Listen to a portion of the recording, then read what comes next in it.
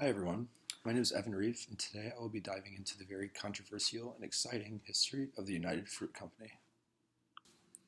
The majority of the information I gathered came from a podcast by the Harvard Business Review that depicted the background of the United Fruit Company in a very honest light, which was beneficial as I dive into the controversial aspects of this company's history.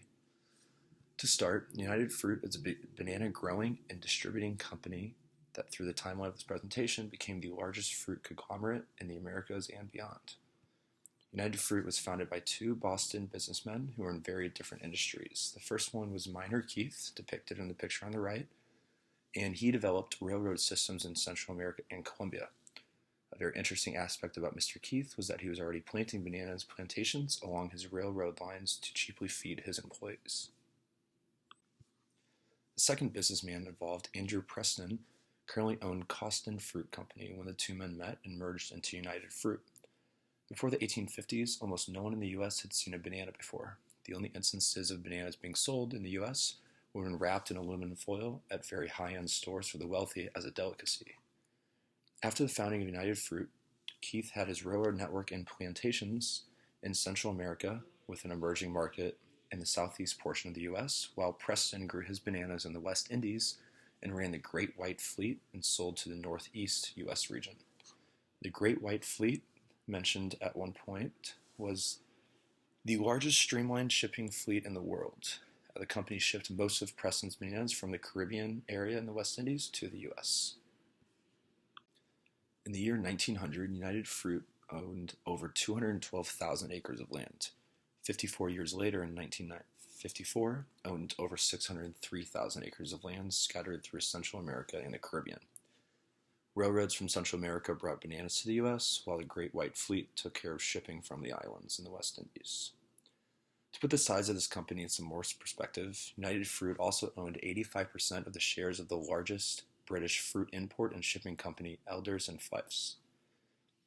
Then, just a few years later, as Elders and Fifes grew to be the largest fruit distribution company in Europe, United Fruit owned 99% of their shares of the company. There was not a single utility sourced out of house for United Fruit. They owned almost every single company in their conglomerate, including a telegraph company for all their communication. Within a few years of streamlining in-house logistics, United Fruit had succumbed to own every small group fruit grower and distributor in the Americas. Although United Fruit had the distribution networks figured out, how fast could they really be? This brought the introduction to precarious refrigeration systems and industrial food elaboration systems. Now, as we know, nitrogen is being used to transport and prolong the ripe process for most fruits. But back to this earlier point, if no one in the U.S. knew about bananas, how did United Fruit make people interested in purchasing them? Well, a massive marketing effort with many large U.S. companies such as Kellogg, depicted in the picture on the left. They started printing bananas on their boxes with the slogan, "If you eat bananas and drink milk, you will be a lot healthier." So this now depicts some of the issues and controversy that UFC dealt with. Through my research, it came down to really three large factors that were all intertwined. The first one was workplace conditions, second, competition, and lastly, dictator involvement.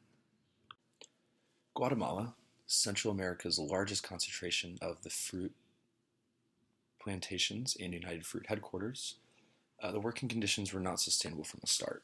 United Fruit actually slightly improved the Guatemalan working conditions since the country was in so much poverty between the United Fruit introduction and where they were years later. United Fruit provided housing, basic schooling, and medical facilities for all their employees. And these medical facilities became increasingly important as the Central America region is malaria infested. Well, this all seems like a great thing, right? Well, in the grand scheme of things, it was an improvement for the Guatemalans, but it was not acceptable by the rest of the North. There were still many highly restrictive conditions, as well as all the Guatemalans were paid in vouchers instead of real currency and could only be used to purchase items from plantation stores. United Fruit quickly figured out that Central American countries have their own distribution networks run by the government, not private companies. So this deemed unfavorable for United Fruit and quickly led to our next point of exploitation of elections and government systems of weaker nations in Central America. Most of the countries in Central America and Latin America were run by dictators at the point of United Fruit's come up, but the more important aspect was that most dictators were in favor of United Fruit as they brought the economy in their country more money. These individuals would then give United Fruit intensive tax incentives and very cheap land to grow bananas on. In the majority of the nations United Fruit were present, they were also the major employer and the largest investor in infrastructure, so they seemed pretty generous, right? They did, until critics began exposing the involvement United Fruit had in local elections, motivated with overthrowing current leaders of the countries to replace the powerful position with someone on United Fruit's payroll. After World War II, United Fruit was forced to change their business practices and be more transparent with the rest of the world. Despite the more political problems associated with United Fruit, there was a very violent occasion that defines United Fruit's history and most of the controversy surrounding this company. 25,000 United Fruit employees assembled outside of the United Fruit headquarters to protest a 6-day work week, paid with real money rather than vouchers, and be paid a fair wage for their work. The Colombian government has the U.S. breathing down their neck to act in favor of United Fruit in order to maintain constant flow of bananas and profits, most importantly, to the U.S. Colombia was threatened with U.S. invasion to handle the issue if it was not taken care of promptly. The Colombia government answered by falling to the call and ordering Colombia soldiers to intervene, gunning down more than 1,000 protesters outside of United Fruit's headquarters. So what has changed since these events? Well, as the news of the massacre became global, there were massive internal changes that brought out positive change for all the employees of United Fruit. Although the company was never held accountable legally, United Fruit remained a concerning company for decades. Despite the positive changes with internal business practices, what else has changed? United Fruit developed the Cavendish banana, which is different from the currently produced Gros Michel banana. Cavendish bananas, which is shown to the left here, is what we see on the shelves today, and they're more resistant to disease and more productive. One downside was that they possessed thinner skin, which gave birth to new transportation systems for smoother travel so they wouldn't be bruised. United Fruit has since rebranded to Chiquita during the mid-1950s and shortly developed a food processing conglomerate named United Brands Company.